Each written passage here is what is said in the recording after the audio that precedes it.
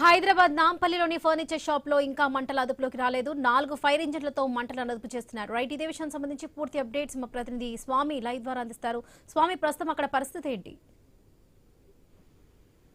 Varalakshmi, Nampally station road లో సంభవించినటువంటి fire accident లో బచ్చా furniture shop లో తెల్లార్లో తలెత్తినటువంటి ఫర్నిచర్ షాప్ లో తలెత్తినటువంటి మంటలంతా కూడా బిల్డింగ్ 4 అంతస్తులకు వ్యాపించాయి. పెద్ద దట్టమైన పొగలు అలుముకోవడంతో కూడా పోలీసులు 4-5 ఫైర్ టెండర్స్ ని పిలిపించి మంటలను అదుపులోకి తీసుకొచ్చే ప్రయత్నం చేస్తున్నారు. అందులో వాచ్మెన్ గా పనిచేస్తున్నటువంటి కుటుంబ సభ్యులు 2 పిల్లలు తెల్లార్లో చిక్కిపోయారని చెప్పేసి వార్తలు రావడంతో వాళ్ళంతా కూడా ఆందోళన వ్యక్తం చేస్తున్నారు.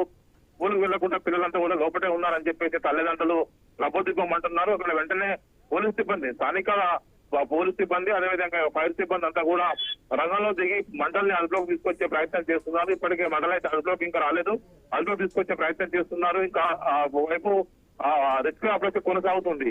లోపలికి రోబో కెమెరాను పంపించి పిల్లల పరిస్థితి ఏ విధంగా ఉందో తీసుకునే ప్రయత్నం చేస్తున్నారు. పిల్లలు లోపల చిక్కిపోవడంతో కూడా అందరూ కూడా సర్వత్రా ఆందోళన వ్యక్తం అవుతుంది. నిత్యం బిజీగా ఉన్నటువంటి నాంపల్లి స్టేషన్ రోడ్ లో ఆబెడ్స్ నుంచి నాంపల్లి స్టేషన్ వైపు వెళ్ళేటువంటి తిరగాలి లేని పక్కన ఉన్నటువంటి ఈ రోడ్ లో నిత్యం పెద్ద ఎత్తున కూడా అక్కడ ఫర్నిచర్ షాపులు పెద్ద ఎత్తున ఉంటాయి. హోల్సేల్ వ్యాపారాలు జరుగుతుంటాయి. పెద్ద జనం నిత్యం కూడా అక్కడికి వచ్చి షాపింగ్ చేస్తుంటారు. అలాంటి షాపింగ్ సెంటర్ లో చెల్లార్లో చాలా షాపులు చెల్లార్లో కూడా మ్యానుఫ్యాక్చరింగ్ వర్క్ చేస్తూ పైన షోరూమ్లు నిర్వహిస్తూ ఉంటారు.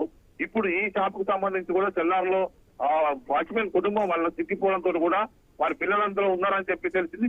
చిన్న పిల్లలు వాళ్ళ పరిస్థితి ఏ విధంగా ఉందో అని చెప్పేసి అంతా కూడా ఆందోళన వ్యక్తం చేస్తారు. పోలీసులు రెస్క్యూ ఆపరేషన్ కొనసాగిస్తూ ఉన్నారు. ఇటు ఫైర్ సిబ్బంది అంతా కూడా మంటల్ని అదుపులోకి తీసుకొచ్చడం కోసం 5-6 ఫైర్ టెండర్స్ ఇప్పటికింకా పనిచేస్తూనే ఉన్నాయి. స్థానికంగా ఉన్న డీసీపీతో పాటు పోలీసు యంత్రాంగం అంతా కూడా అక్కడికి తరలివచ్చి ఒకవైపు రెస్క్యూ ఆపరేషన్ చేస్తూ ఉన్నారు. దీంతో ఆ పిల్లల పరిస్థితిని కనుక్కోవడం కోసం ఇబ్బంది పడుతున్నారు. దీంతో రోబో కెమెరాను లోపలికి పంపించి మంటల లోపలికి రోబో కెమెరాను లోపలికి పంపించి ఆ పిల్లల పరిస్థితిని ఏ విధంగా ఉందో అనేది కూడా ఆరా తీస్తున్నారు. Varalakshmi. Right Swami, thank you. మరిన్ని అప్డేట్స్